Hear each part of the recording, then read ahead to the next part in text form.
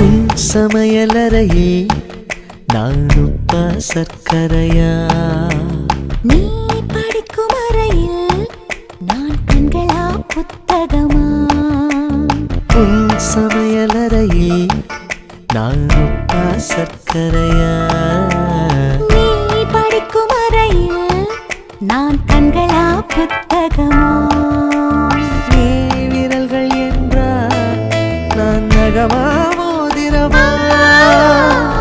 நீதழ்கள் என்றால் நான் முத்தமா புன்னகையா? நீ அழகு என்றால் நான் கவியா ஓவியனா? உன் சமையலறையே நான் உப்பா சர்க்கரையா?